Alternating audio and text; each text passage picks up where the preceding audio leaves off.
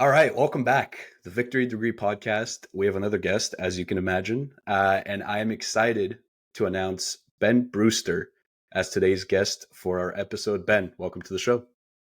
Thanks for having me. Excited to be here. Awesome. Before we dive into things, and as my audience knows, I like to get right into the dirty topics and some of the finer details of your own journey and all of our guest journeys. But before we get into that, I have a public service announcement.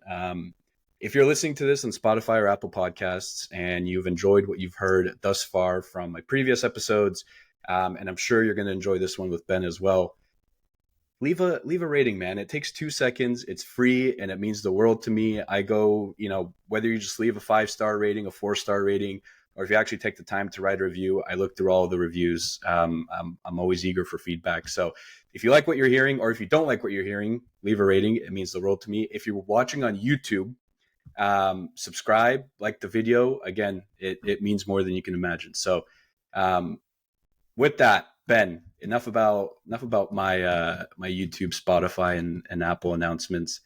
I want to get into your journey because you're someone that I find very fascinating. We connected over Twitter, X, whatever you want to call it nowadays. It's still Twitter to me. It always will be Twitter, man. I can't. Yes. I will never call it X. I can't get over that. So we met over Twitter. Shared a couple of stories before we started recording.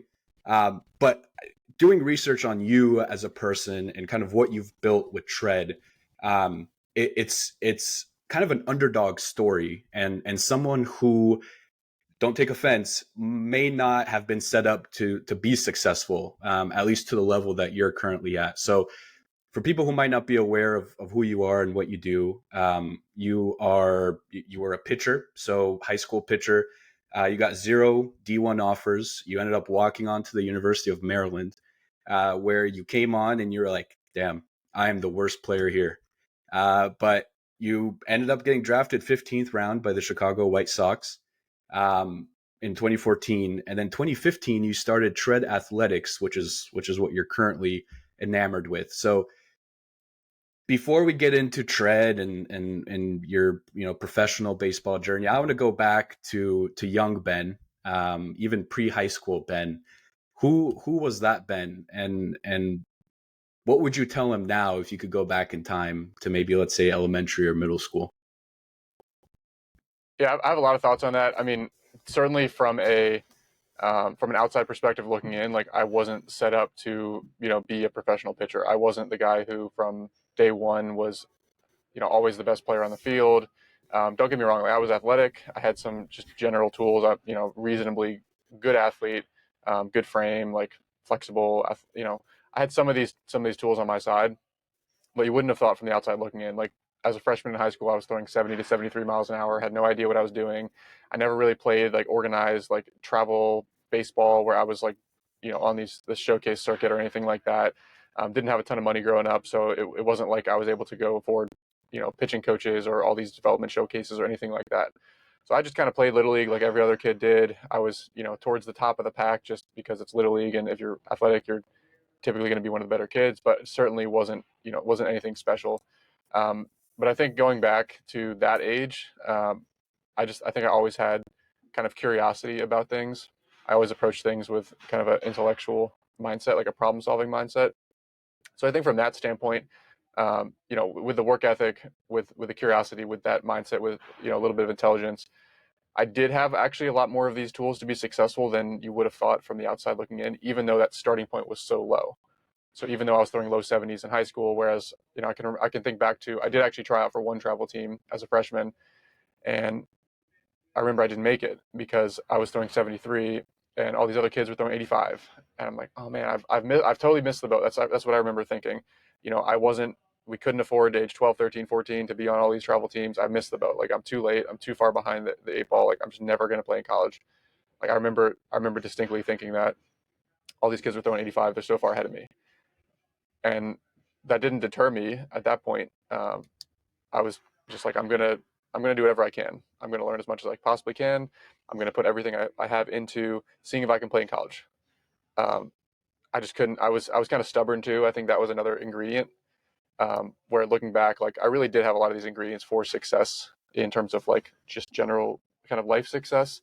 I didn't know at the time like that I could throw 90 miles an hour, if I could even throw 85 miles. Like I had no idea. It just didn't make sense in my brain. Like if something to me, if something doesn't quite add up, I just like refuse to accept that that's reality. Like I couldn't figure out why there are these guys on the field, big league games that could throw 95 miles an hour. Well, they're 6'3", I'm 6'3". They're 215 pounds. There's no reason I can't be 215 pounds at some point. They're just applying force to a baseball a little bit faster, a little bit better movement patterns. Like they're just moving their body through time and space in a more efficient way. Like why can't I do? Like if they can do it, why can't I do it? And so like I was a little bit naive at the time, but I couldn't answer that question of why can these other people do this? Why shouldn't I be able to do that? Why can't I train this? So I almost went into it with like this defiant attitude of like, if anyone else can do it, then there's no reason I shouldn't be able to do it. Now, looking back, I actually did have a lot of the underlying tools that would allow that to be the case. If I had chosen basketball, well, okay, I'm not 6'10". If I had chosen, gymnastics, well, okay, you need a different body. Like there's other things that certainly could have precluded me, but I did happen to have some of these basic building blocks that allowed the transformation to happen. But more than anything, I think it was just like that kind of stubbornness, that naive attitude of like, why not me? But then pairing it with, okay, that was enough to get motivated to really start and dive in. It was using that kind of like problem solving mindset to figure out how to actually get there. So I'll tell my athletes now, it's like, we need to have an idea of what our long-term goal is for sure. Like you need to know what the top of the mountain is, but the vast majority of our focus needs to be on the next 200 feet. Like, what do I need to do today? I'm throwing 73 miles an hour. I weigh 150 pounds. I have no idea what I'm doing. I know nothing about pitching mechanics. Like, okay, I need to learn. I need to figure out how to gain weight. I need to learn about nutrition, learn about calories, figure out how I'm going to get to 160 pounds and get to 75 miles an hour. Like, that became the focus. The focus had to be on the process. And so, of all the mistakes I made along the way, getting injured, doing the wrong lifting type, movements, so many injuries, like trial and error. Like of all the mistakes I made, the one thing I got right is I took that kind of process oriented approach. Like I'm just going to continue, like try something, measure it. If it doesn't work, scrap it, try something else, keep learning, keep failing, keep learning. It's just the fail forward approach. I did actually get that right from the start. I would have liked to, looking back, fail less, like instead of failing 1,000 times. Like I would have liked to speed up that process. So I almost look at the coaching process now as a trial and error process, but the coach's role in that process is expediting the trial and error process. Like there's not going to be a coach that just has the magic formula where there's no failure, but a good coach can minimize the failures or speed up that process. Like through all the different like minefields that I've waded through, I know like all these different experiments that didn't pan out properly. I don't know the exact right answer for you. If you told me, hey, I want to throw 90 miles an hour, I don't know exactly how we're going to get there, but I know all these other things that likely won't work. And so I'm going to really be able to keep you on the train tracks and minimize a lot of these, bad trials. So I look at that kind of coaching process as we don't have all the answers, but we know a lot of the things not to do. So, Yeah, to answer your question, my biggest advice to my younger self, because I know you had wanted to ask about a thread I put on Twitter. My biggest advice, if I could go back in time, I would tell myself to get a coach or mentor who had been where I'm trying to go. And I don't just say that because now I'm a coach. I say that because at the time, there was nobody in my immediate area who really talked about this stuff, who had any sort of track record of developing pitchers. But I thought I could do it all myself.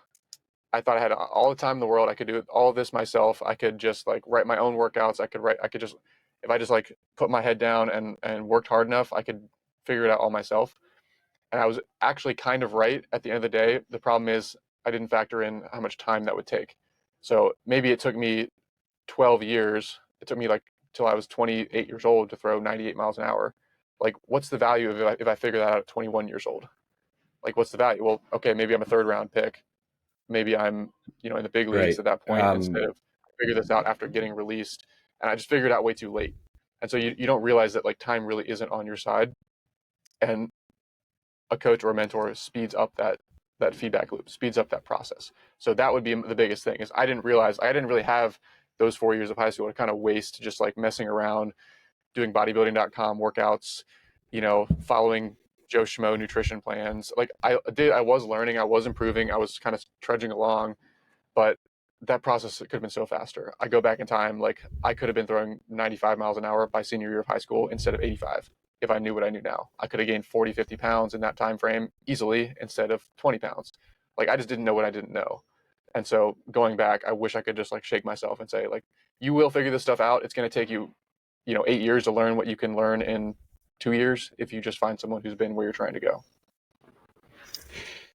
Yeah, a lot to unpack, Ben. A lot of good stuff there. Back to your comment about me potentially throwing 90 miles an hour. I can tell you right now, I know you're a fantastic coach. I know you have fantastic people at Tread Athletics. I don't think there's anybody who can help me throw 90 miles an hour. And I say that because I used to play water polo, so my right shoulder, Okay. and I'm right-handed, so my right shoulder is it's bad to say the least. A lot of wear and tear on that bad boy. So I don't know if I'll be throwing 90 miles an hour, but hey, to your point, maybe I don't know. Maybe I can one day if I focus and actually start caring about my diet, my nutrition, my training, all that. So I don't know. We'll see. Maybe I'll Yeah, have to come out there's a there. lot of factors that go into it. I don't know Yeah. your athletic background. I don't know I haven't done a movement assessment, seen your throwing mechanics, all that stuff. But certainly not everyone is capable of throwing 90, but a lot more are than people realize. Let's put it that way.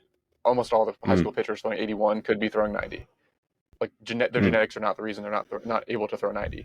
Like you go through the logic. You're like, what if they devoted their entire life, everything they did, mobility, nutrition, mechanics, they got everything synced up, everything perfect. Like, could that how is that guy really at his genetic potential? That high school sophomore throwing 82? No, nowhere close. So there's a lot more people that are capable of throwing 90 or throwing 95 or throwing 100 than we realize. That's not to say everyone can do it. Like the guy that's 5'2" with terrible mobility, just like awful genetics, like almost nothing you're gonna do is gonna get him there. But I look at it as like so few of us are even remotely close to tapping into our potential. And I'm a cool story because I went from 73 to 98. I'm trying to get a hip healthy through 3 surgeries, and I truly believe like I could throw 102 with a healthy hip, everything synced up because I was sitting 98 in bullpens before I hurt my hip, um, from a guy throwing 70, 72, 73. So I'm not the only example of that. Like we've had a number of pitchers make again crazy transformations, and some gain a couple miles an hour, others gain 20 miles an hour. Like you don't actually know what someone's capable of from the starting point. One of our guys, Declan Cronin, I started working with him. He was a college pitcher, 87, 89 mile an hour guy, like pretty average college pitcher, already strong. Like, okay, could this guy throw 93? Yeah. Well, he ended up throwing 97, and he debuted this past year with the White Sox 4 years later. So I didn't know that at the start. Like that's part of the fun is you actually don't know, but we're gonna check all the boxes we can. We're gonna continue that trial and error process, and like let's see where we get to. And it's the same in life. It's the same in building a business. It's the same in you know marriage, like whatever. It's you don't actually know what's lying in store for you, but you just follow the process, control all the variables you can control, and like let's see what happens. Let's see how far we can push this thing. You spoke about some of the tools that you had growing up that now in hindsight, maybe at the time you didn't realize you had, but now in hindsight you realize, well, actually I was, maybe set up to be more successful than I initially thought. And you mentioned curiosity. You mentioned this theory of failing forward. It's not a theory; it's a practice, right? Failing forward, keep experimenting, keep trying new things. But one thing you mentioned is not comparing yourself to others. And throughout your journey, there was multiple points in time where you could have compared yourself to somebody who was better than you, and you could have said, I'm just not good enough. I think I'm going to give up and go do something else. So, bring up University of Maryland again, comparing yourself to the other players on that team and saying, this whole baseball thing, I don't know, but you stuck with it, and you got to the White Sox. Again, coming to the White Sox, you could have said again, hey, I'm not good enough. Look at all these players who are better than me, but you still stuck with it. Now, as an entrepreneur building Tread Athletics, I'm sure you're aware of maybe competing companies or other entrepreneurs who are more successful, but you still seemingly don't compare yourself to others. And I think in today's day and age, it's so difficult, especially with social media. you look at what other people are doing, and you're like, dang, if only I could be like him, or if only I could have what he has, or if only I had, as many followers as Tread Athletics has on Instagram, right? I think it's 140,000 or something that you guys are at, which is incredible. Um, how do you keep this mindset of, I'm not going to compare myself to others, I'm going to run my own race? And how have you been able to do it so consistently throughout the years? I wouldn't say it's completely ignoring or not comparing to anyone ever. I would say it's majority of the focus needs to be on you, your process, and beating your previous bests or being a little bit better today than you were yesterday. That's where the majority of the focus has to be, because it's simply not that productive to just sit and like worry about what everyone else is doing. Like, that's a lot of that is just background noise that just isn't particularly helpful. But there are times where you can learn from what other people who are having success are doing. Uh, where I get to college. So in my high school wasn't like a super competitive like sports high school. Like, I was one of the better athletes in my high school, despite like you know being the worst athlete on the field once I got to University of Maryland. So I wasn't surrounded by like examples of good athletes. I get to Maryland, I'm like, oh my god, there's all these guys that are throwing nine. Like, everyone was the top ranked player from their like county or from their league or from their state, and I'm like this the worst player in the field. But because I was suddenly surrounded by all these examples, you realize like there actually isn't, they're not special. You realize like, oh wait a second, like I'm actually taller than this guy, I'm more flexible than this guy, I'm stronger than this guy, I'm a better athlete than this guy, but he's throwing 95. What is okay? Like, I got curious about how are they doing what they're doing, not like comparing myself and like then I'm just defeated. Like, no, I want to learn how this guy who like I'm better than him on these 20 things, and he's better than me on the thing that matters, which is throwing 95, and I'm throwing 85. And I started to learn a lot from just being around all these examples and really immersed in it, versus like I'm just a kid in my backyard in high school like trying to figure it out like from internet articles and from just like watching MLB broadcasts and like slow-mo footage of big leaguers. So I would say I still definitely was able to learn from examples of other people who were having success, but not in a way that was defeatist, not in a way that was just discouraging and like, oh, I'm never going to amount to anything. Like, it's one thing if it's like, oh, I'm just comparing myself to, if it's something that you can't ever change about yourself, like, oh, like this person, like I'm never going to look that as good as this celebrity or whatever, like that's not really productive. But this is something that was, in my opinion, it was a controllable thing that I was curious about. And so I would use strategic comparison to try to learn from them. And it's the same thing in business. You look at companies that are 10x the size, or maybe not even in the same industry. Like, what is Amazon doing that's so great? What is Google doing that's so great? Um, you can learn things from these. You could just be like, oh, Amazon's so big, like you're never going to be Amazon, and just be discouraged. Or you can be like, okay, how did they do that? Get curious about it. Well, they put the customer first. They're putting customer experience above everything else. How can we learn from that? How can we apply that to our model, even though it's a completely different industry, completely different scale? So I think there is a time and place for comparison if you're able to get curious about it and actually learn some of those ingredients that are making them successful, versus just getting discouraged by it. But still, I would say that's 10%. 90% is like, okay, what's my next 200 feet? What do I need to focus on today, tomorrow, this week to get 1% better? That's still where the majority of the focus needs to be. So coming at it from um, a place of curiosity instead of envy. That, to 100%. basically summarize. Yeah, I think that's amazing. I mean, I view it the same way in the podcasting world. I'll look at other podcasters, and I'm glad that we're talking about this, because I have the exact same mindset. I'm like, what is that person doing? Instead of saying, oh my god, this this podcast gets 1 million downloads and I only get whatever it is. Dang, I wish I was like that. And instead of getting jealous, I say to myself, what is this person doing well that I'm not? Maybe they have a better setup. Maybe they have a better camera. Maybe their, Right. social media clips are better. So I think that's just for life, it's an important lesson to your point, to take little tidbits from other people who have something that you want, and then apply it to your own life and figure out, okay, what can I do today to get to where they are? And I just want to say one more thing. I love your mindset when it comes to look 200 feet in front of you. And I'll compare it to my own life. So I love swimming. I try to swim almost every day, just recreationally. And there's multiple times throughout my swim set where I'm like, oh man, I really don't want to do this lap. But then I tell myself, just take one stroke. That's all it is. Just take one stroke and see what happens.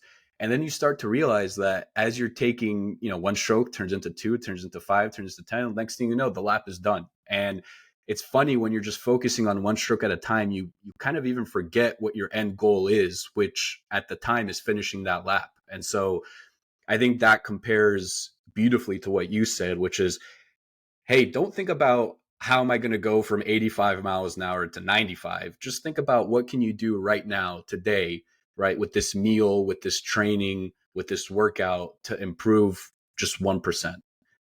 So I think that's a great mindset, and I love that you impart that on your athletes as well. And it's helpful to recognize where some of these successful people podcasts, like, where did they start? They didn't just like start and they were just immediately at this level. Like, you go watch like one of Joe Rogan's first podcasts, or like Chris Williamson, or like these other guys, Lewis Howes. Like, do they really have some like genetic advantage that like you could never do that? Like, what like fundamentally, like, okay, the setup is learnable. It's the studio, the lighting, like having a team to chop the clips up and distribute them and tag them, and like, when they started, it was none of that. But over time, those things build into where they are. But if you just look at the end point, you can learn a lot from that. But you also can look at like, okay, where do they start? And if that guy can do it, why not me? So looking at it from that standpoint, and understanding like they also went through a learning process. If you go watch some of our like old videos from 2015, 2016, it's like, I'm embarrassed by it. Like, hopefully you guys can't even find it if you search for those. But it's like me with a buzz cut, baby face, like stumbling over my words, like terrible lighting, terrible, like $200 like camcorder camera, like just terrible. But like that's where we started. I was super uncomfortable like talking to a camera, and then you just practice, you get better and better, and like that's just part of the natural evolution of your skill set just leveling up over time. So I mean, some people are motivated by seeing successful examples. Some people are demotivated by it. If you're demotivated by it, like, start to try to see where those people actually came from, and it really humanizes them. They're not. There are some like kind of superhuman type people out there that just have like these genetic advantages. But like Joe Rogan is a normal IQ guy, but he's found massive success in his ability to relate to his viewers, relate to these experts, and like package it in a way that's really appealing. Um, so I would say like it's dangerous to compare yourself to someone who has just massive genetic outlier abilities. Like, I'm not comparing myself to Randy Johnson as a 15-year-old, but I'm like, no, there's so many guys that are 6'1" to 6'3". Like, there's so many guys that are doing this. Like, I have to be in that category. Like, this has to be possible. I just need to figure out, how can I move my body through space and time? How can I build my strength levels, my muscle mass, like, to where I can apply that same amount of force in the same way that they do?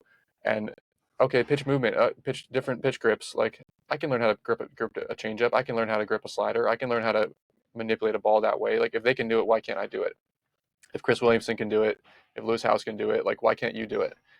It might take you 10 years to get there. It might take you 5 years. It might take you 20 years. But like, if that's truly what you want to do, that would be the process I would take. Like, why can't I do it if these guys are doing it? And get really granular about what are they doing. Like, Chris Williamson is obsessed with like the lighting, the setup. Like, you like look at his descriptions. He's so obsessed with the nitty gritty and the details and making it look great. And the lights in the background, all this stuff. And so just like anything I'm doing in life, I'm trying to approach it from that standpoint of just getting really curious about like, and detail oriented about how to make this work. Not just like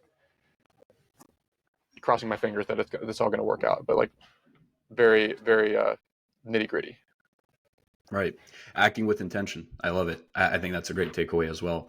Ben, I want to go to what seems like a major inflection point in your own journey. And I want to take you back to 2014. So drafted by the White Sox in the 15th round. First question, being drafted. So we just had Jacob Turner on the pod, former first round pick of the Detroit Tigers. And, he talks about draft night. He was actually by himself. He wanted to be by himself. He kind of wanted to experience all the emotions, on his own and kind of internalize it in that way. So first question is, going back to being drafted, what did that feel like? And then in 2015, you met your co-founder who ended up being your co-founder for Tread. And you left baseball to go pursue this idea, which ended up becoming Tread Athletics. So, first question, draft night, how did it feel knowing that you're going to Chicago? And then second question, what led into the decision to leave baseball and start Tread Athletics? Okay, so a couple things to unpack there. So, okay, so for me it was draft day. I Mm. was not again 3 days in the draft. So the first round is that's a big deal. That's televised. That's an evening draft. I knew I wasn't going to be drafted in the first round. I was pretty sure I'd be drafted because I had gotten questionnaires from almost every team. I was up to 95 as a lefty at that point, so I was like, okay, I'm throwing well. I was pretty sure I was going to be drafted at that point. I wasn't like fringe, like maybe I get drafted in the 40th round. I was like pretty sure I was going to get drafted. It was just like, am I get drafted in the 10th round or the 37th round? I had no idea, and I hadn't heard a ton from teams at that point. So we were actually, funny enough, we're in the super regional pitching, playing UVA. So we were one game away from making it to the College World Series. And so it's a tie series, 1-1. It's a Sunday, I believe, and we're playing this final game, and it's like the fifth inning. I'm in the bullpen. It's a close game at that point, and I'm just like kind of getting moving. Like I'm not warming up to go in the game, but I'm getting moving, like just doing my basic bullpen routine, just to keep my arm ready in case I do get called to warm up and need to go in the game. And so I'm doing that, and then our assistant coach runs. Like, he starts sprinting down from the dugout to the bullpen. He's like, "You've been drafted. You've been drafted, 15th round." That was like optimistic. Like I thought I was gonna be 20th round, 25th round, something like that. He's like, "Chicago White Sox picked you." They hadn't talked to me at any point in the process, so I was like shocked that the White Sox had taken me. But I just remember at that point, like it was this huge like weight just lifted off my shoulders. It's like, okay, like what happens today? We want to win the game, everything, but like my career is going to go on. Like that next step, that huge goal that I'd been chasing for, 8 to 10 years at this point, like was finally realized. And I just remember like, the kind of nerves about like, okay, I need to be ready to go in the game. Like you kind of feel like the butterflies, like that just went away, and it was just like weight lifted off my chest. And the UVA fans hear that, and they're like congratulating me, and I'm just like, this is like, there's no pressure, like nothing matters anymore. I'm like, I already have I'm gonna get to play professional baseball. So for me, I almost care too much at times. Like that's like my weakness in competition. Like sometimes it's the guys that care less that do better because they don't have like that touch of like performance anxiety where they're trying so hard that it actually hurts them. Like it's playing loose. And so for me, like suddenly I was in that mentality. I ended up pitching the next inning, so I start getting warm like the next half inning, and I go in and I'm throwing probably the hardest I threw all year. Um, they did string together 2 hits and score a run, but I had a pretty good showing, clean inning. Despite that, throwing well, it was televised, but I just remember the whole time I was like, this is it's just in the back of my mind. I was like, there's no pressure. It took it just eliminated the pressure. We ended up losing the game, which sucked, um, because it would have been cool to play in the College World Series. But I just remember thinking like, this is because no one like sees all the work that you put in. Like you're really the only one that sees the work that you put in. And so it's something that I had like envisioned for 8 years, from not even knowing if that was possible. Like as a kid throwing 73. When I was 15. So to circle back to when I was a high school freshman, I was like really set that as a goal, a long-term goal for myself. I started an online like pitching log, and I literally titled the log like my journey from 73 to getting drafted to D1 baseball and getting drafted. And like that was what I set it as the goal. And so I had documented like all my weekly updates and training sessions and body weight and everything for like 8 years through high school and through college on this log. So it was really cool to see like coming full circle from setting that what seemed like a completely crazy goal at the start, and then like the full circle. Um, but that was just a really cool day, and then just getting blown up by texts and calls from everybody like the whole next like 24 hours was pretty cool. And What's then the the second part of your question, go ahead. Yeah, no. I was just gonna ask really quickly. What's the draft process like? You say you had to fill out questionnaires from teams. Is that more of like a personality thing, or is it like, hey, what are some of your, A couple teams will do like a personality Hmm. assessment or like a mental assessment to kind of, and they're trying to piece out like, okay, which guys are just like, you know, which guys are really analytical, which guys are, um, don't really know what's going on, which guys are like really competitors. They're trying to figure out like, you obviously know how important like the work ethic and the mental side of baseball is. So the assessments are kind of geared around. There's like aptitude tests. I think only one team, the Mariners, like gave me one of those. But they're just trying to figure out from the projectability side, like which of these guys are just like poor poor mental makeup, poor work ethic, and then which guys are the two guys both throw 94 miles an hour, lefties, similar movement profiles, all that stuff, but one guy has the mental makeup, one guy doesn't. They're going to take the other guy every time. They're going to project that guy as so. Some teams will do that. Um, Otherwise, they'll send out questionnaires with essentially asking you like all sorts of questions. They're really trying to get at like, are you signable? If we draft you, will you sign? And if the answer is no, they're not going to like waste a ninth round pick on a guy who's like going to be very hard to sign. What would you sign? What would it take to sign you? Um, you typically, by the way, want to say slot. You want to say slot value. You don't want to say a number. If you say a number, you're like, anyway. This is what advisors are for: is help you through that process in high school and college, and tell you what to put on those things. But they want to get an idea of like, okay, how much is it going to take to sign this guy? If we want to sign him, what's his mental makeup? Um, is he even going to sign if we take him? What other teams have you heard from to this point in the process? Uh, Injury history. What's your training protocol look like? Are you a big long toss guy? Do you like throwing weighted balls? Like they kind of want to know like, will you fit into their like organizational philosophy? Was there a team that you really wanted to go to? I mean, I grew up in Baltimore, so I'm an Orioles fan. Hmm. Although these days I would say I wouldn't describe myself as a fan because I'm not sitting here like checking standings, and I'm here to help Treds players do as well as possible, regardless of what team they're on. But I always thought that would be cool.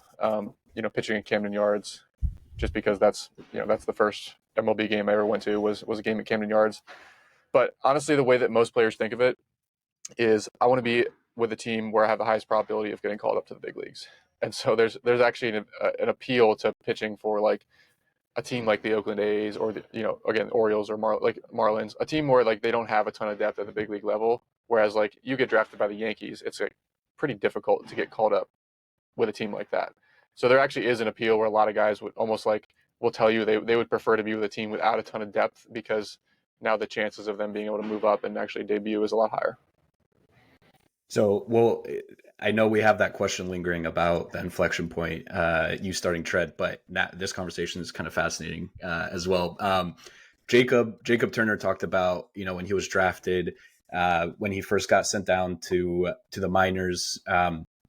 It was anticlimactic, I guess is the way that he put it, because you're kind of driving around in this bus, you're going to these small stadiums, you're like like this isn't really what I envisioned coming into playing professional baseball. So I'm curious from your perspective and what you experienced, and the stories and everything else that you've heard from clients and from other players.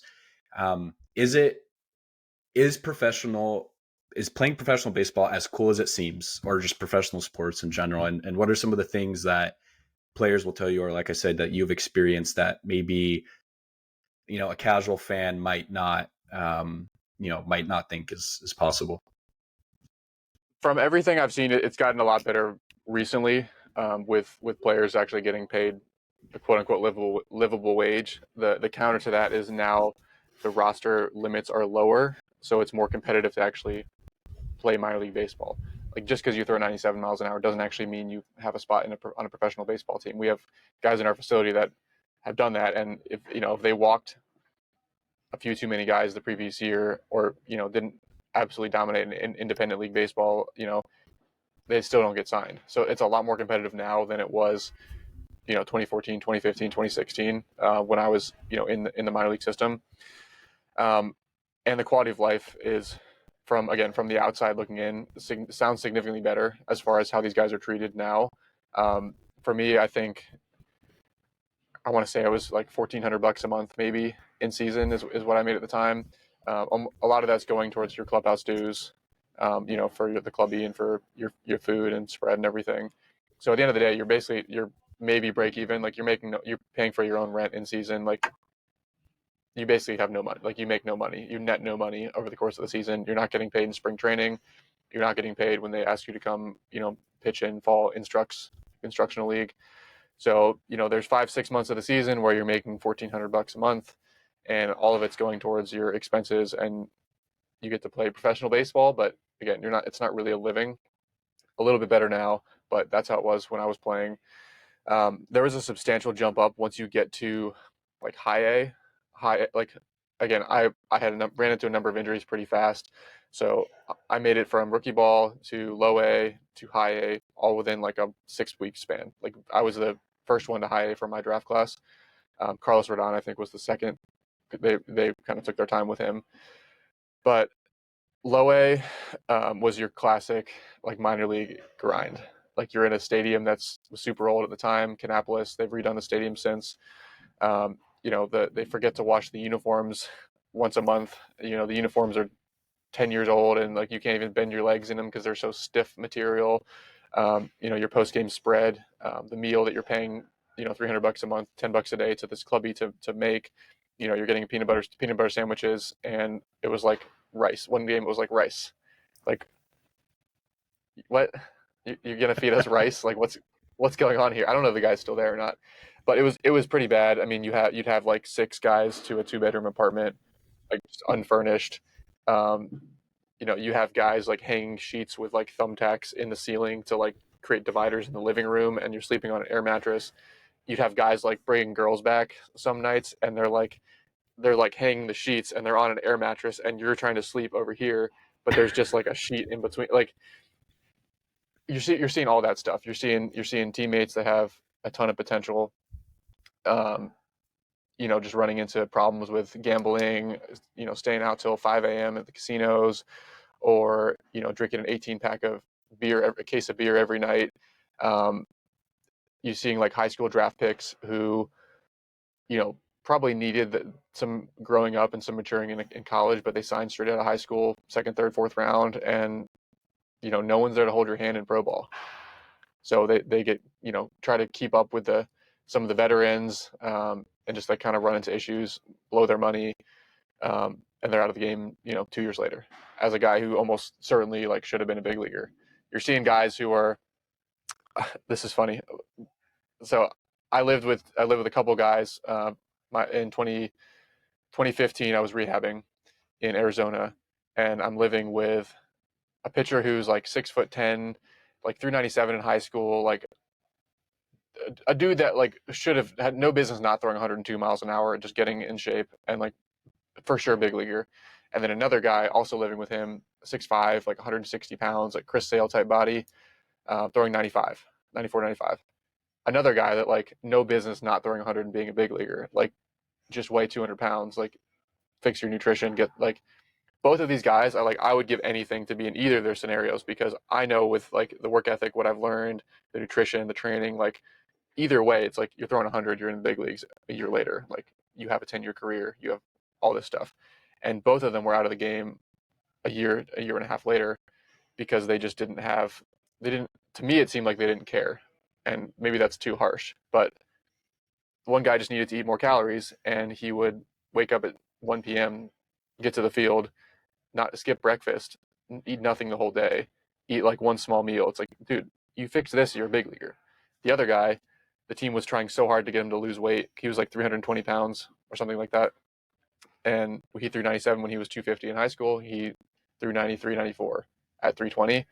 Like, try to get him to lose weight. And it's like he's eating 2 pizzas after the game, after every practice. Like after we get out from the field, it's like immediately going and getting like 2 full pizzas and sodas. And it's like both of those are so controllable that you almost like are thankful that all these other guys with better genetics like aren't actually fully dialed in, because if they were, it's like the level of competition would be so insurmountable for someone with like slightly more average genetics. But there's a lot of guys that really don't have it dialed in that could be for sure like long-term big leaguers, and just from my standpoint, like just didn't want it bad enough because those are very controllable things. So what I think this is fascinating. I listened to a talk, I think it was yesterday, a couple of days ago, and this guy was talking about, I think it's called like the gold medal phenomenon. Basically, like once you get the gold medal, you slow down and you're like, all right, I've done it, I've reached the top, I'm good.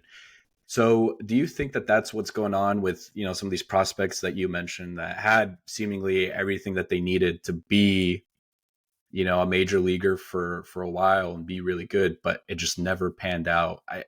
I'm just so, I'll put it this way. I'm enamored. We've had other people on the podcast and we've talked about the NBA draft, the NFL draft, MLB draft. And teams are paying millions of dollars a year to try and project out, what 18, 19-year-olds are going to look like in 5 years. I mean, we see it with the NFL all the time with young quarterbacks, right? It's like, oh, Bryce Young or CJ Stroud, like which one is going to be better? I don't know. And it's so difficult to take a 19, 20-year-old and be like, we think this guy is going to be, this guy has the mental makeup, the questionnaire that you were mentioning earlier. We think he has the mental makeup to be really great. And it's just so difficult because people develop, especially at that age. It's such a weird time in our lives. But going back to, again, some of the prospects that you've seen, is it just not being able to deal with distractions? Is it this like gold medal idea that, hey, maybe they think, all right, I got drafted, I made it. What do you think goes wrong for some of those guys? I think a lot of cases the guys never had the work ethic to begin with. They just kind of get by on their natural abilities as far as that'll take them. Like you can still improve to a certain extent just by showing up to practice, doing what the coach has you do, throwing your bullpens, doing like the basic team lifts. Like you're going to improve to a certain extent, but ultimately you get to whatever threshold your kind of natural, quote unquote, natural abilities or genetic abilities allow. And if you're not really controlling these other factors, like you kind of just you cap out a lot earlier than you otherwise would if you're really picking apart.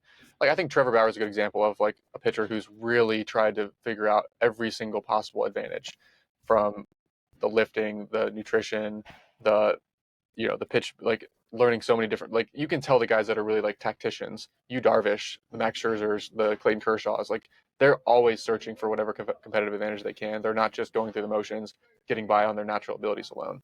So I think a lot of guys, like they never actually really approached it from that standpoint. They just rolled out of bed and threw 94 as a high school senior. They were always the Friday night starter in college, and then they get to pro ball and like they just keep doing what they always did, which is just like show up, play, go home. And there was never like that sense of urgency built in earlier in the process. So I think that seems more common from my experience, at least with high school draft picks, is they almost need that growing up experience in college. Caveat: some college programs are like terrible with development, so it requires getting to with a good staff and like, going to a good college. But I think that's invaluable for certain guys. Is the 18-year-old signs for $1 million, just goes and buys a giant truck, thinks it's all gonna the red carpet gets laid out for them. They think it's gonna be just an easy path to the big leagues, and it is for some of them, but most of them will struggle. And I think teams have started to realize that the high school picks are high upside but super high risk.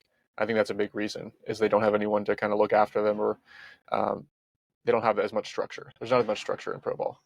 So I think that's part of it. Another big thing is injuries. I mean, you just can't discount that, especially for pitchers. Like the best pitcher on our team in Maryland, Jake Stinnett, one of my best friends. That whole through the whole process. I mean, he was like surefire big leaguer. Like he went in the second round. He was probably the best college pitcher in the country that year. Like outdueled Carlos Rodon. Like I mean, sure, you're like you could put him in a big league game right now and he would hold his own. And just ran into injuries, and year after year of trying to recover, never quite getting everything where it needed to be. And so that was a guy who had the makeup, but just couldn't quite put it together from a health standpoint. So I think that's a lot more common than people realize as well. So I think this is a pretty good segue into tread. Speaking of athletes reaching their potential and improving, going back to the topic that we brought up about 20 minutes ago now, finally making our way back. Your inflection point with starting tread with your co-founder, you were in the MLB at the time, but you decided to give that career a pause and to to go on and become an entrepreneur and start this company that you had a passion for ever since you were young. You mentioned your high school days of creating the blog and tracking all the stuff. So lead us through what your, I guess, what your decision making kind of was at the time, and what inspired you to go all in on Tread. Yeah, so I guess I maybe don't talk about this as much on social media, so there might be kind of misconceptions, but I never like specifically like made the choice to step away from playing. 2014, had a good season. 2015, have injuries. 2016, injuries, get released that spring training, and so through that whole process, I'm trying to get healthy. I'm trying to get healthy. I'm trying to make it back. 2016, after getting released, I head out. I train for most of that kind of spring because I got released, and I mean I hadn't been over 95 at any point in pro ball or any point in college. I was like a 91, 94 guy, touching 95, low slot, like sidearm lefty guy, and a few months of training, kind of how I like really wanted to be training after getting released, was I thought it was great for me because suddenly I'm sitting 95. Like I'm like, this is great. Like I'm significantly ahead of where I was a year ago. I'm going to be able to sign with a team, get right back in. Ended up hurting my elbow. Um, Ended up being a partial UCL tear, but didn't know it at the time. So I spent 6+ months conservatively rehabbing it. Ended up the conservative rehab didn't work. Ended up needing surgery that following January 2017. Ended up getting UCL surgery, primary repair, which was I was one of the first pros to get a UCL primary repair, which is like, I don't know if you've heard of that, but it's a kind of like more modern version of Tommy John. For if it's only a partial tear, they can now just go in and instead of taking a graft from your hamstring or from your palmaris, they basically just take your existing UCL and reinforce it, and they don't have to like take a graft from anywhere else. So they're just going in and reinforcing it. So it's a 6 to 9 month rehab instead of a 12 to 18 month rehab. So I was one of the first to get that. I ended up coming back from that, and that summer 2017, I was dialed. Like I had figured out some stuff mechanically. I was sitting 97, 96, 98 in bullpens, which is like, I was like, this is amazing. Like now, I'm way better than I've ever been. Like would be one of the top 10 hardest throwing lefties in baseball right now. As a sidearm guy, one of the hardest throwing sidearm lefties, like top 3 sidearm lefties. And then I start running into injuries again. I start having hip and back issues, and from that point, I'll get back to how tread kind of ties into that. But at that point, it's basically you know multi years of trying to get the hip healthy, because at that point it wasn't just like, okay, this was a dream, this was fun, like, but like, how realistic is this? It's like, no, if you're throwing 98 in bullpens, like that means you're throwing 98, maybe 99, 100 in games.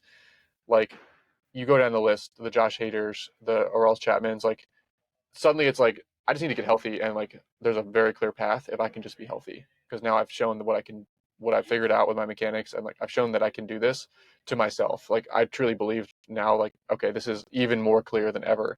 It's not like, oh, I can maybe go be like a lefty specialist 92, 95. It's like, no, I can be overpowering like closer, 8th inning, 7th inning guy if I can figure this out. So now like my determination was like even more than ever that I had the potential to be like not just a big leaguer, but like a dominant big leaguer. Um, but ran into the hip stuff, and that was again basically just a whole fiasco of trying to figure out what was going on with the hip. I got surgery on the hip about a year and a half later. That didn't go well.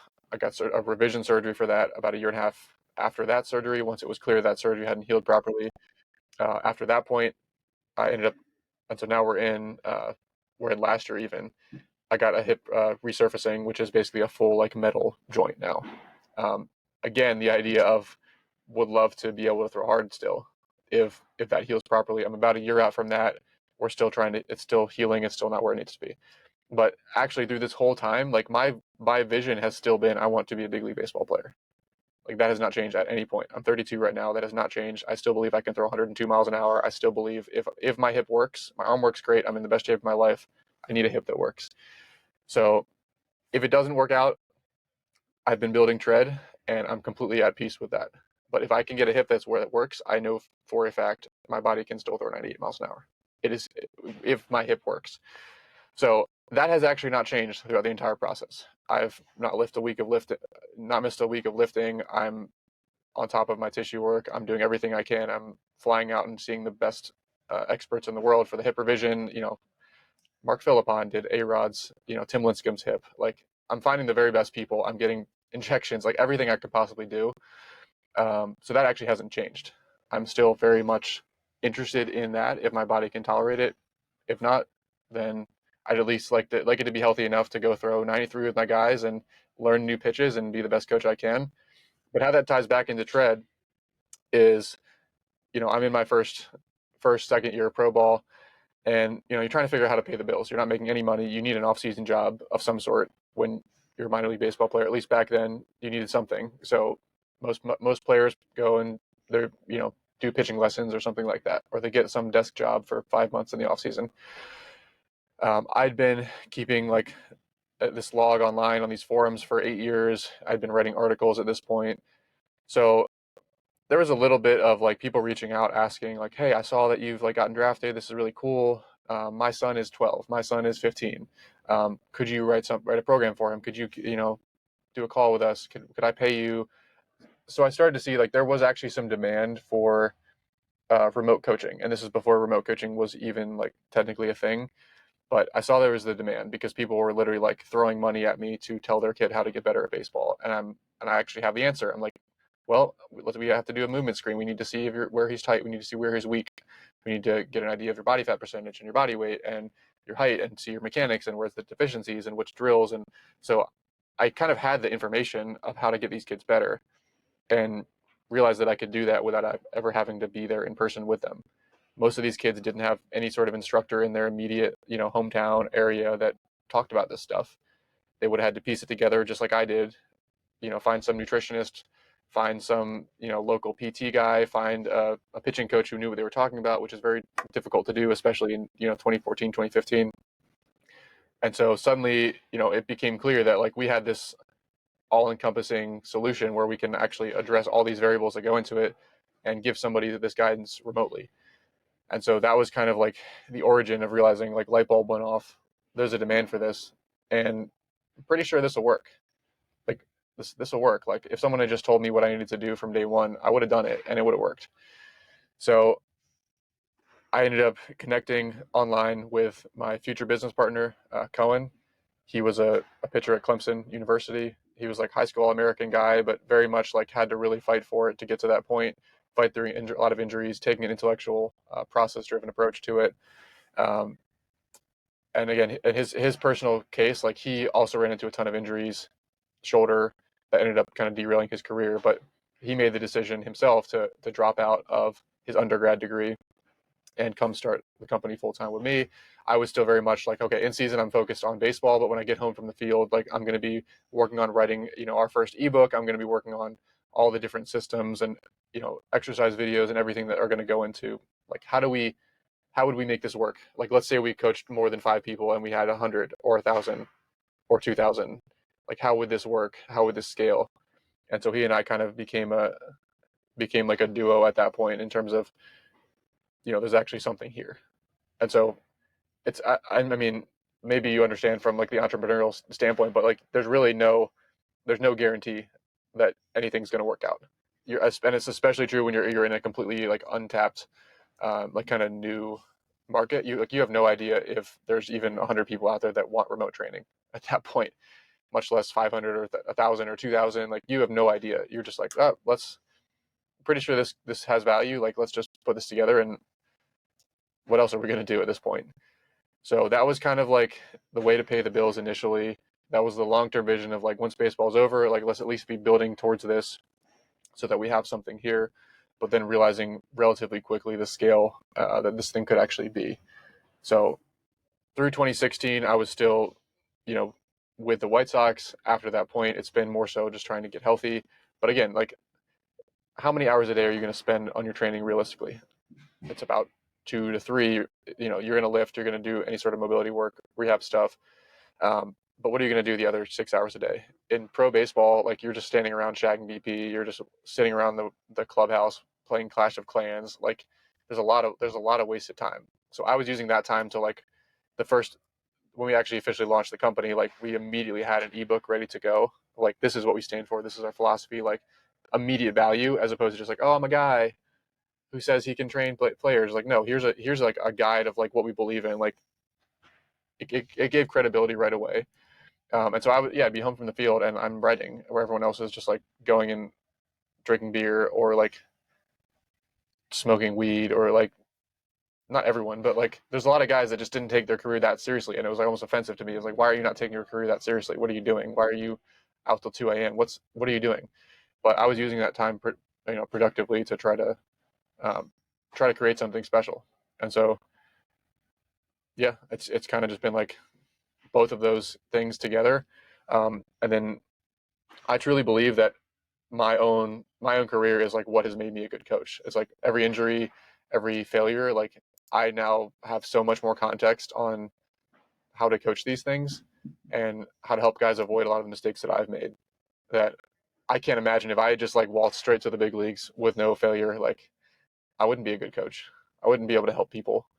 But it's the failure aspect that makes it so powerful. And so when we look for coaches to hire, I think we have 35 coaches right now, about 50, 54, 55 full-time employees. Everyone's full-time, full benefits. We pay better than vast majority of positions, like even in pro baseball, like pro coaches, like legitimate employees. We are not looking for people that just say they could pitch in the big leagues. Like, we actually don't care if they pitched in the big leagues. We're looking for like the guy who played D3 baseball and got himself from 75 to 93, or the D2 guy, or like we want someone who's actually gone through adversity, struggled, learned a lot about it. They've had to figure out a process, because that's what makes a good coach. It's not someone who's like never done it. It's someone who's done it. They've achieved some level of success, something, but they've had to actually fight to get there. And that's where the actual like learning process that makes you a good coach comes from. It's the struggle to get there versus just like always being the best guy because of your genetics. Okay. So you start Tread, and it's this remote coaching service. Little do you know that in 2020, COVID would hit, and now the whole world is going remote. So you must have been thinking to yourself, jackpot, like this is it. The whole world is going remote. We have this remote coaching service already set up. Was there another light bulb that went off in your mind, and you said, we might actually make it now? I think at that point we were pretty clear that this was a business model that was going to work. So it was more so handling the unknown of, okay, there's potentially going to be more people interested in remote coaching because they're stuck at home, but at the same time, you have to worry about you know what if all because we did have a number of athletes that pretty quickly, like, they called in, they canceled, their parents had like lost their job or were really uncertain, and so you had some influx, but then you also had some people kind of canceling and saying like, hey, I can't do this anymore, like my parents lost their job. There's just a lot of uncertainty around it, so I wouldn't say it was just like all positive. We also had an in-person facility at that point. We were at our first location, and so we had 40 plus people a day rolling through the facility, and suddenly it's like unlawful to have your business open. And so so we were dealing with a number of other problems, just like every other small business as well. And it wasn't entirely clear while we were in it, as like if this was going to be more pros or more cons. We were just trying to get through it. Like, how can we get through this in a safe way, still provide the service, get our athletes better? I mean, we got a like at home training program, like a free like at home training guide out, I think 2 weeks after it started, because we just knew like there was going to be a big demand for that. So we put something together that people could do, anyone could just do at home in their garage with limited equipment. So we were just trying to navigate it as well as anyone. At the end of the day, I think it did accelerate things for us a little bit. We certainly didn't shrink as a company during that time, but it also wasn't this like 10x accelerator. We probably grew another 10% faster than we would have that year, as the pace we were already on. So it was definitely a stressful period, as for everyone, just trying to figure it out. Didn't know, is this going to be like the new normal for the next 20 years? Is this going to be come and go and over the next 6 months? So I think we navigated it about as well as we could have, given the situation. So you send out these like end of the year letters or emails, I guess, and your one for 2023, you kind of highlight everything that Tread has done that year, kind of what the future plans are. And let me read you some of the stats from your 2023 letter. So these are clients that Tread has worked with. So 13 pitchers drafted, 48 free agent signings, 5 MLB debuts, 2 All-Stars, and 5 World Series champions in 2023. When you look back, at when Tread first started, and you talked about some of the pains during COVID, did you ever think you would get to this point and see the amount of success that Tread has accomplished?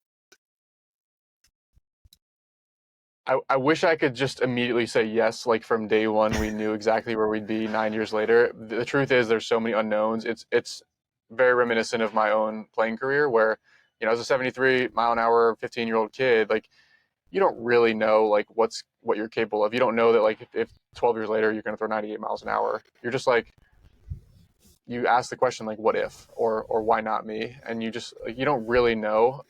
As you get closer to it, it starts to crystallize. Like it's how sure are you that these things are possible. Like at 73 you're like, man, I'm about 100% sure I could throw 83 miles an hour.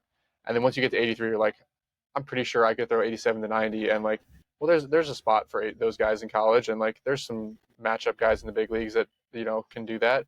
Cool. And then you get to 87, 90, and you reevaluate what's possible. Like, well, I still have all these things I'm not doing properly. Like, and I'm doing this. Like, I'm pretty sure that I could throw low 90s, and suddenly that opens up a new. And so you kind of just continue setting new as you start to approach the goal you had set previously. You set the bar higher, and you set the bar higher. So again, initially we didn't know if it was even a viable business model, if people would even want it. Um, we didn't know, was it 100 people out there that wanted remote training? Was for pitchers? Was there 500? Was there 1,000? Was there 100,000? Was there a million? We really didn't know. And so those first few years was really kind of proof of concept. It was just kind of like exploring the market. Like, is this something that people want? It was pretty clear over the first year that there was a demand for it, because I think you know, we had probably close to 100 athletes in that very first year, like pretty much from day one. Like there was some degree of demand for it. There was credibility. There was people saw that there was value here, and it was somewhere around year 3 or 4 that we sat down, Cohen and I, and we kind of took a step back and we thought about like the long term and really where this thing could go.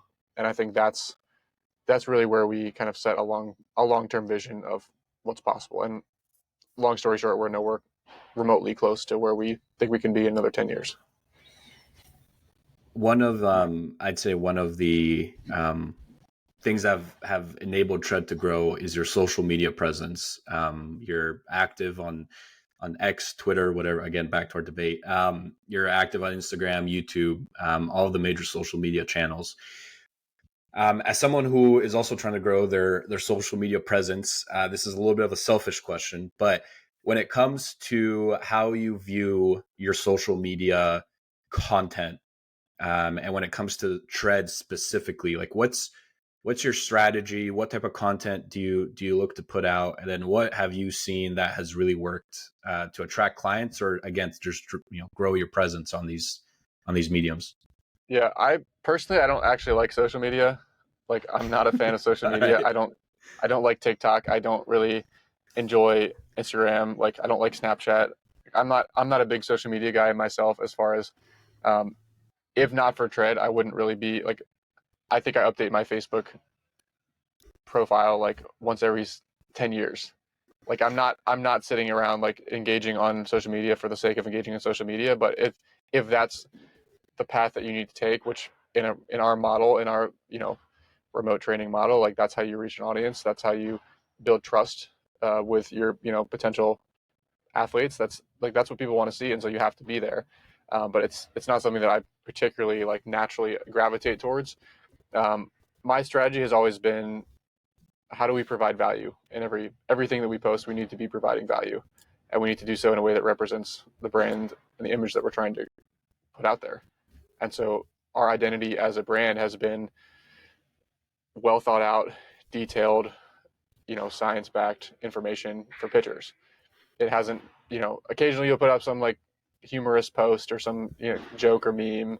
Um, we started to do a little bit more like entertainment type stuff, which still like I try to really emphasize to our team, like the idea here is some sort of nugget of value in every single thing we do. So if we're posting like a little mic'd up in-house bullpen where it's one of our coaches working hands-on with one of our pitchers, like we're going to pick a clip where he's teaching them a new pitch grip, or we're trying this, something mechanically, and you're seeing the effect. Like you get to be a fly on the wall and actually see the effect of that and see what's happening.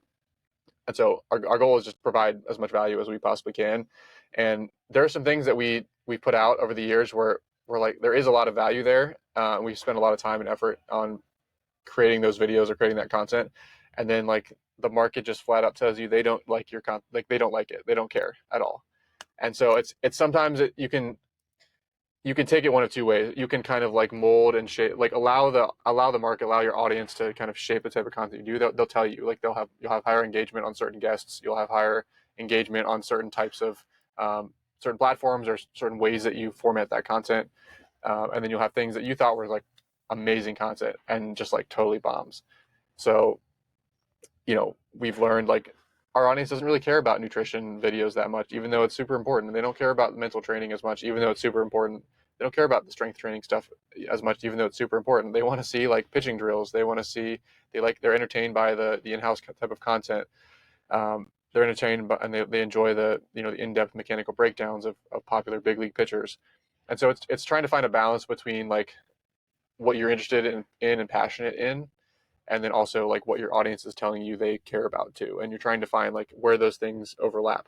You don't want to just completely like sell your soul and just make content that you don't care about just for a click, but you also don't want to spend so much time making these niche videos that like 4 people watch that completely defeats the purpose of growing a brand. So where's that sweet spot of I'm still really passionate and interested in these topics that I'm creating content around, but there's still an actual like audience that wants to see this stuff.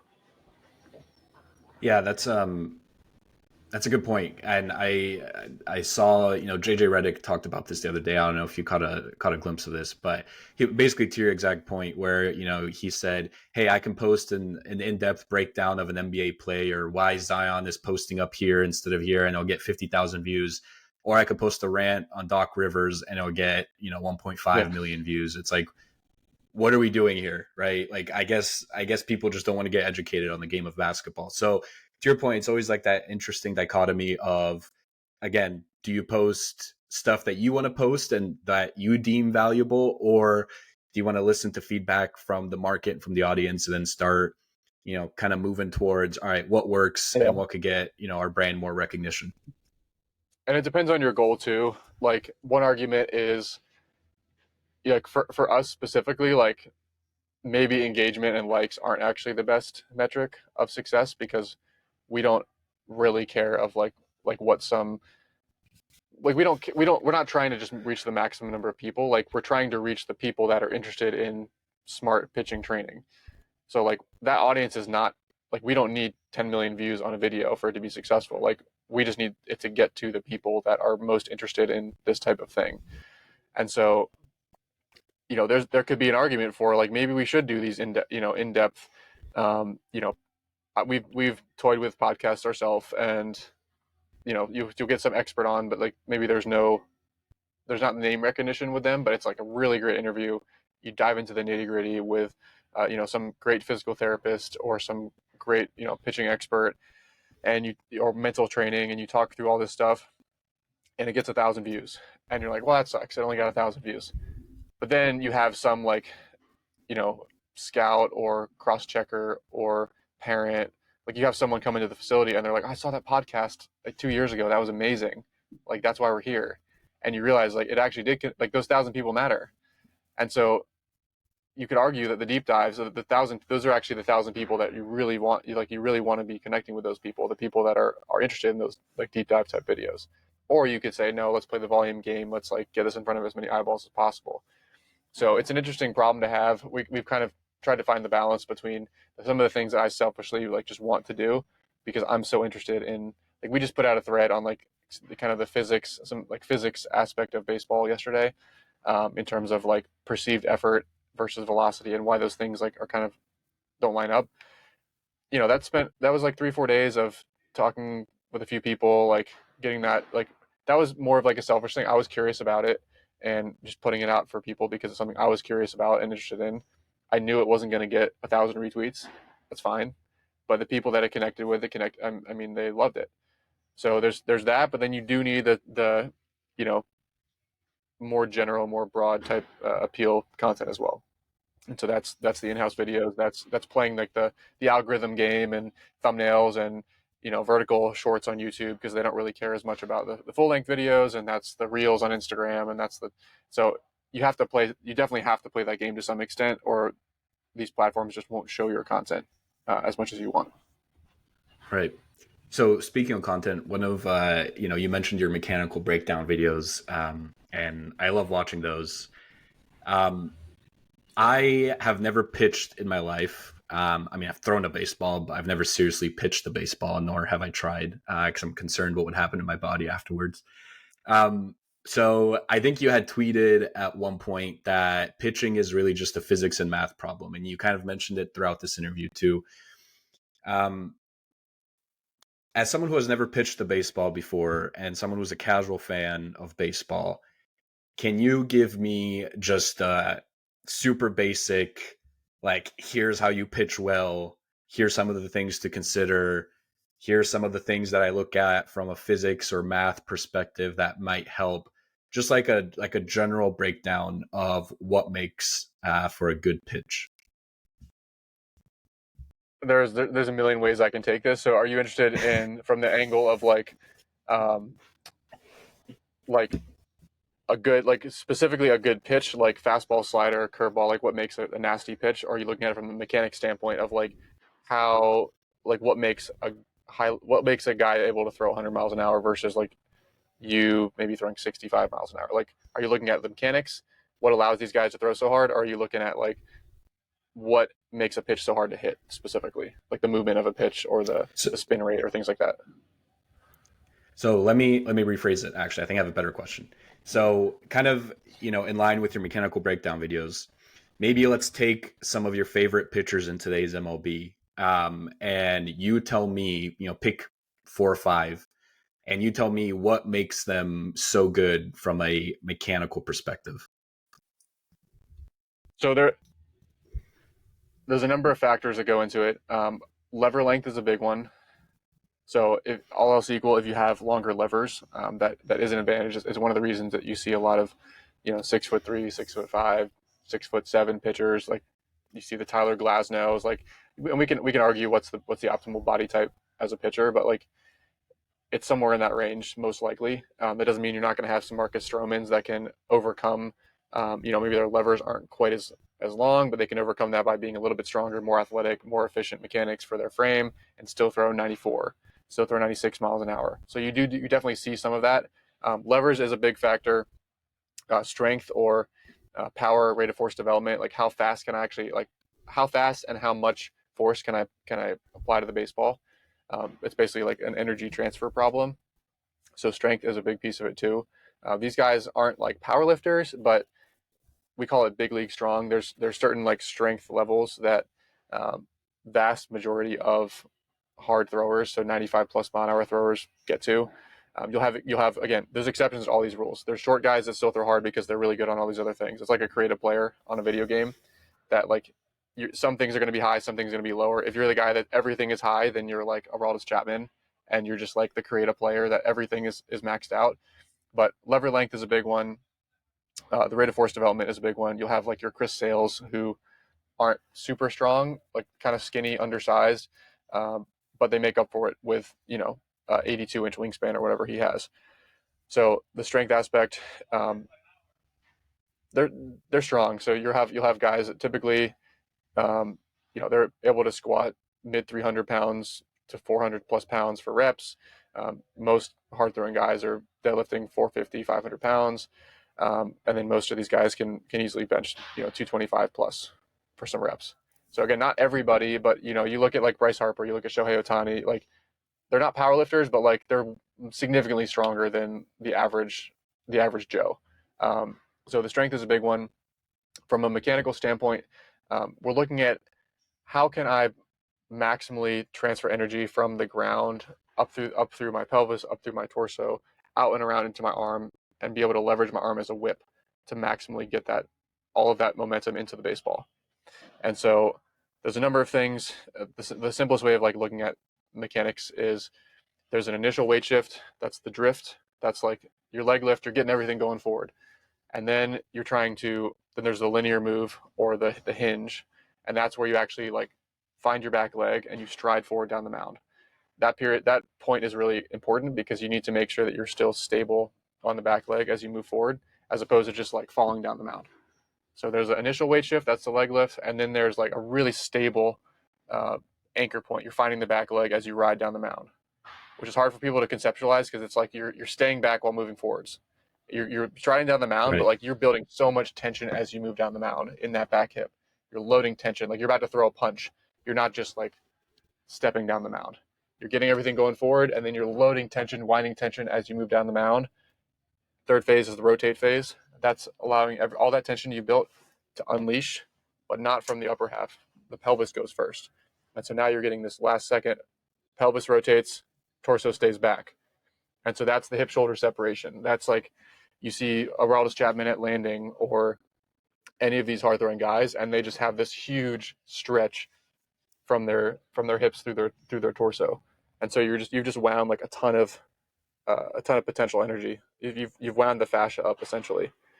And so that's the rotate phase. And then there's what's called the block phase. And that's the lead leg plants. And you get this very firm plant of that foot on the ground. And it now gives you something really firm to rotate into. And so think of like Justin Verlander, how his lead leg almost like hyperextends when he throws. So that's the block phase. A good block allows you to send that energy up the chain. And you can think of it like a tornado. You ride that tension down the mound, you unload, you get a really firm block on the front leg, and now you have the stability to just let everything tornado up the chain. And so now you've turned your body into a whip. But you don't want everything to just turn as one unit. You want the pelvis to go, and then the torso to go, and then the arm to go, and the arm spirals out and around, and then all of that makes its way into the ball. So it's like this controlled. You're building tension and you're riding that in a linear way, and then you're turning it into rotational momentum. You're popping the hips, and now the trunk goes, and now the arm goes. So it's linear, and you're converting that linear momentum from the stride into rotation, and it works its way up like a tornado. And it's pelvis, torso, and then out and around into the arm and into the ball. That was fantastic, man. I feel like I learned a lot. If I were to try doing that, I think I would probably break a couple things in my body. So I And might have to. it's not one of those things that like you can just do. Like I know all this, Yeah. but if I try to throw with my opposite hand and do this, I can't do it. Like it would take me Mm, years, and maybe I could throw. We have coaches that throw with their opposite arm to mess around with stuff, and like some of them have gotten to 80 miles an hour that way, but they throw 95 with their normal arm, but like their other arm they can. After years, they've learned how to coordinate the other side too, and they can throw 75 or 80. So it's not something that like you just pick up right away just because you understand the theory of it. Like LeBron James isn't gonna go through 95 right. now.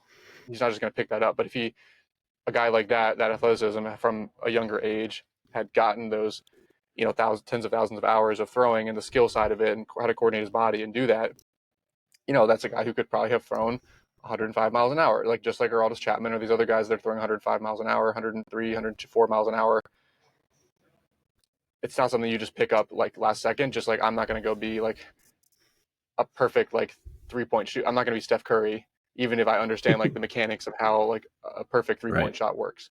But it gives you a much better like conceptual understanding of these guys are creating tension. They're unwinding tension. They're not just leveraging like their muscles. They're leveraging the fascia, which is like it's like this spring-like system in our body. That's how like um, we're basically using like the tendons and the ligaments and the connective tissue as well. So it's not just like who can bench press the most.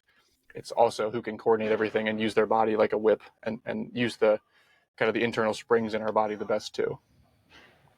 Got it. Ben, one last question, and then we're going to end this episode in a manner that I end every single episode. It's kind of a surprise, so I think it should be fun. I think you'll enjoy it. But one last question before that. lead me through some of the mental work that you do with your clients, because although baseball is a team sport, I would venture to say that pitching is a very lonely endeavor. You're up there on the mound by yourself. You got no one talking to you but yourself. And I'm sure you go through the highs and lows. And it's up to you to kind of quiet some of those doubts when things aren't going well. And it's up to you to maybe control your emotions a little bit if you're feeling yourself and if you're having a good game. So, what's some of the mental preparation and the mental work that you do with your clients? So I think the first thing, so I actually built out a mental skills course for pitchers last year because that's something where it's so important, but it's so often overlooked from a training standpoint. Like everyone's lifting, everyone's on a throwing program, everyone's doing mobility work, like everyone's doing a lot of these other things. Everyone knows mental side is important, but very few people actually taking the time to train it. And so we actually built out a much more formalized version of that. But I think the first step is giving them the education of why it's important. If they don't understand why it's important, they're not going to buy in. You've already lost. Like they're just not going to do it. So they need to first understand like why it's important. And to your point, it's being able to ride the highs and the lows of the game, be able to stay much more even keeled. If you just had a bad pitch, you just had a bad inning, you've had a bad month, bad week, whatever, or you've been on top of the world, you've been pitching amazing, like you need to have a much more even keeled mental approach to be able to battle the ups and downs that are going to come. Like baseball is a very much a game of failure. And so you have to have a way to, regardless of what just happened in your personal life the day before, or what happened in the previous pitch, or your curveball isn't working today, like you need to have a way to still navigate and get hitters out regardless of that. So once they understand that, they need to understand a little bit about their personality and like what works best for them. It's actually not the same. Like everyone doesn't actually have to function in this like super zen state. Like you think of like Corey Kluber or like a really precise, like calm pitcher, and then you think of Max Scherzer or someone who's a lot more aggressive on the mound, like yelling at themselves, like growling at the batter. Like it's actually very unique in terms of the mental state that each guy has to get to. The level of like physiological arousal, which is like how high or low you are. You don't want to be like a 10 out of 10, like shaking, like blacking out, but you also don't want to be like a 2 out of 10, like I'm yawning on the mound, falling asleep.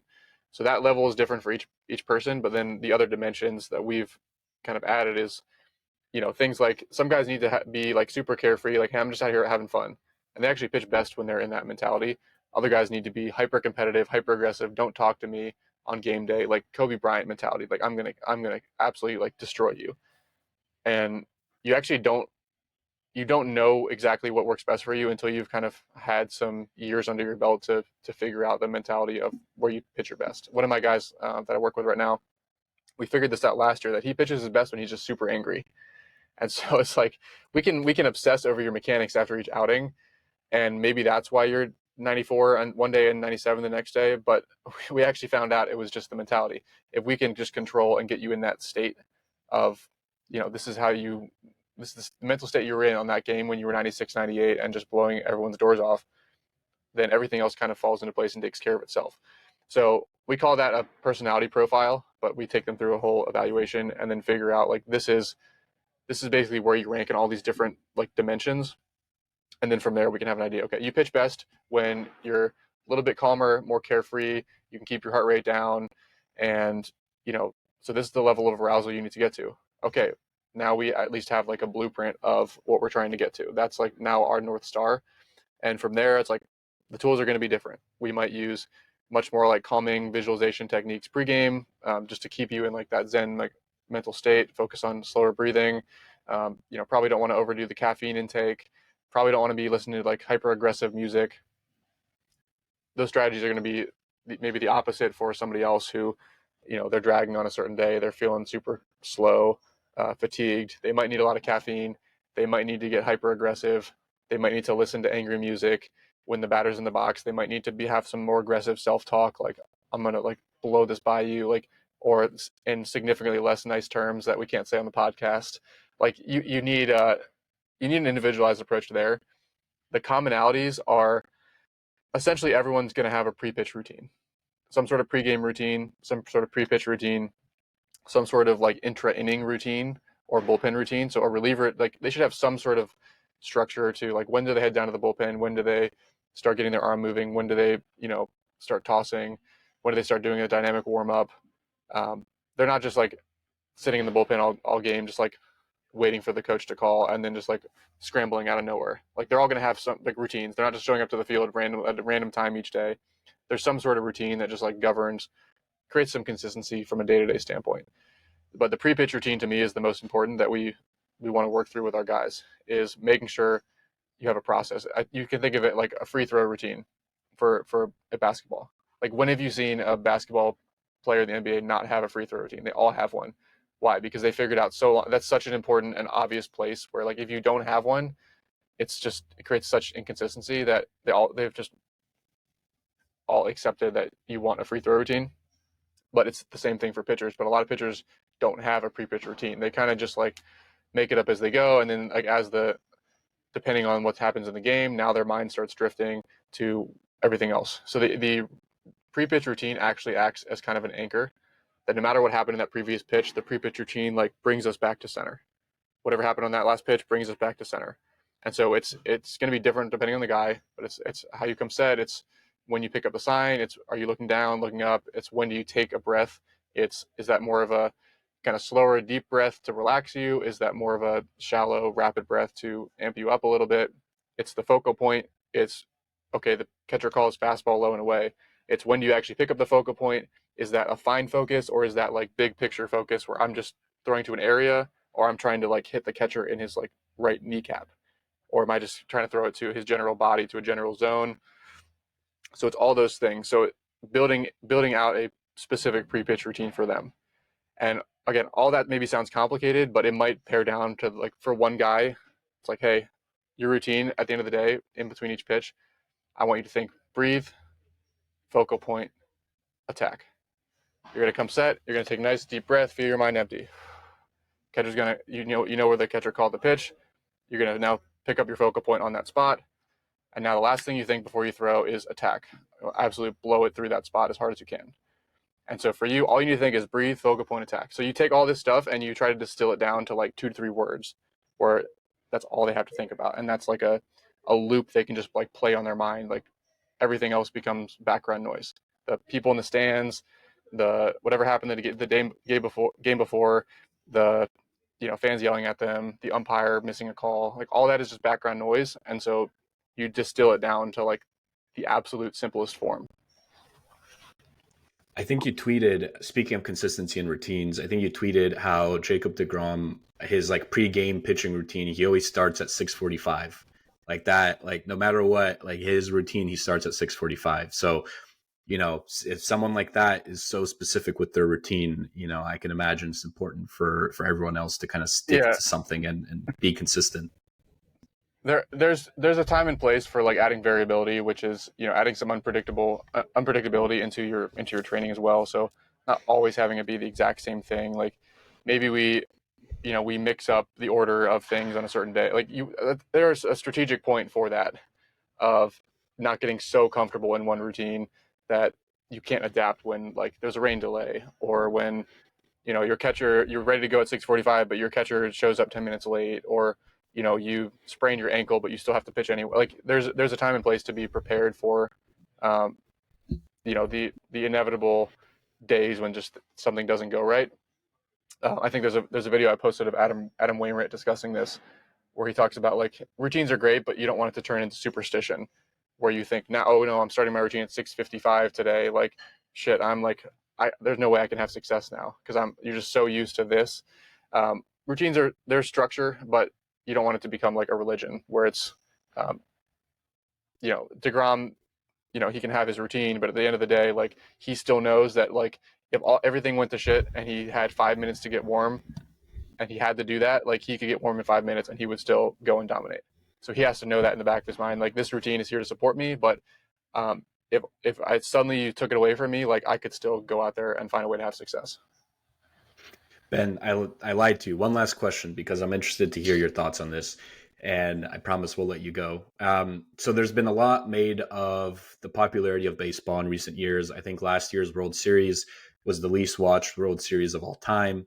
The league implemented the pitch clock to try and speed up the game and try to appeal to more fans. just your general thoughts on popularity of baseball. Does baseball need to fix something to appeal to more people, or is it what you talked about earlier, kind of those 1,000 true fans? It's like, hey, don't try to appeal to the masses. The people who are fans of baseball, those are true fans, and they'll watch almost every single game. So I guess like general thoughts, popularity of baseball, and what direction do you think the MLB should take? Well, I think baseball is certainly very popular, around the world. You look at Dominican Republic, you look at Japan, Korea. Like baseball is definitely popular globally. Um, from a, it depends what perspective you're looking at it from. MLB is looking at it, they're looking at it from a revenue standpoint. They're looking at it from a how much money can we, yield standpoint. That's going to be a different answer. Like they might be trying to grow the game by 50% over X number of years. Okay, in that case, you are going to have to appeal to a wider number of people. You probably need to shorten, game times. You probably need to change up some things if your goal is to continue growing it to a certain point where you're bringing in more people. And then you have more like baseball purists where they're like, it takes as long as it takes. Like we have no problem with like slower pace of play. Like let the pitcher and the batter do their cat and mouse game. Let him throw over to first base as many times as he wants. Like there's those like kind of intricacies into the game that I probably err more on that side just because that's what I've kind of grown up and been used to. But at the same time, like you can't deny like there are some pros to like the pitch clock.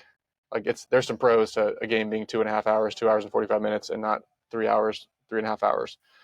So I think it just depends which angle you're looking at it from. From my standpoint, like baseball seems very alive and healthy, but again, if my goal was like if I was looking at it from the MLB standpoint, like how fast can we grow this game, make as much money as possible, that might very much be like a different answer. Love it. Ben, as we wrap up, we have a little tradition on the Victory Degree podcast. So each episode, I ask my guest for a piece of advice that they'd like to leave for our next guest. But the catch is that you don't know who the next guest is going to be. So you're essentially leaving a piece of advice for a stranger. The last guest that we had on was Marcellus Wiley. So former defensive end for the Bills, the Jaguars, played 10 seasons in the NFL. Went on to have a very successful career in sports broadcasting, worked at Fox Sports, ESPN, all that good stuff. His advice for you was run your race. Don't compare yourself to others. Don't be envious and jealous of people. Don't hate them just because they're different or they're in a different lane or they're doing something you deem is different or uniquely similar. So I run my race and I allow others to run theirs, but I know why, because I know life is a competition between me and myself. So I think that's pretty good because we talked about a Well, lot of yeah, that at the beginning of this that's great. episode and throughout the episode. So first of all, kind of your thoughts on his advice and what it means to you, and then what is the piece of advice you like to leave for our next guest? I found that to be just very true in my experience as well. Like I said, you can still very much learn from other people who are having success without comparing yourself to the point where it negatively affects you or becomes detrimental. Like, get curious about why somebody. Are they doing something that is I should maybe consider? Is there something special there? Is there something I can learn from? Like, um, I think that's very true. That would kind of feed into my advice, which is a little bit different, but it's kind of similar. Which is, I think everyone has something to teach you. Like I've learned from just having this conversation with you. I think everyone has something to teach you, and even if it's somebody who maybe you have friction with or you don't like them overall as a person or what have you, I still think approaching it with they likely have something you can learn from, something to teach you, even if it's like, oh, I learned from them, like here's how not to be a good friend or here's how not to do this. Like I think everyone has something we can learn from. Um, competitor in business or even a competitor where you're like they have a garbage product. It's like, well, there's probably doing something right still at the end of the day that's allowing them to still be in this conference. Like the fact that you're talking about them in the first place, there's probably something you can learn from them in some aspect or some reason they've had whatever modicum of success that they've had to this point. So I found that's helpful too when our natural reaction is often to discount various people for whatever reason. Discount someone because of their age or their experience level. Like no, they're some intern might have a great idea, and you should probably like filter it, like understand like who it's coming from, the context, but like there very much could be an amazing idea there, or there could be some pitching guy who's done it for 40 years, and maybe like doesn't just guarantee that what he's saying is right either. So being able to kind of like um, you can still filter it and have a BS meter and everything, but everyone's got something to teach you, and if you dig enough, you're going to certainly learn something from them. Maybe they don't have something to teach you about baseball. Maybe they have something to teach you about what it's like to be a father or a good friend or something like that, or you learn some like podcast tip, or like we just talked about the software you're using on this podcast, and like I've learned something there. Like we're probably going to adjust what we use in the future. So everyone's got something. I think keeping an open mind is super helpful. Still have your own BS filter and understand the context, but um, that's what I'd say to the next guest.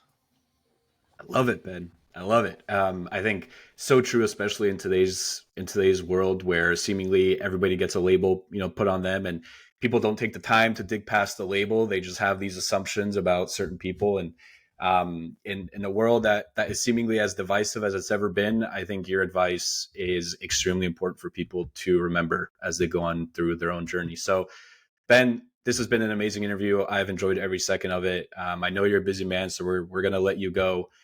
For all those listening, all of Ben's links to his social media stuff, to Tread Athletics, will be in the description. Ben, before we leave, anything else you'd like to plug? No, I appreciate you doing this. This was definitely fun. So hopefully people got something out of it. I'm a pretty open book, so Twitter is probably where you'll find me most of the time. We post on every social, but Twitter is the one I'm checking constantly. So um, feel free to interact with me on Twitter if you have any specific questions about pitching. Love it. Like I said, you can find Ben at all his social media down the links. Ben, thanks again, and I'm sure we'll talk again real soon. Thanks a lot, Nick.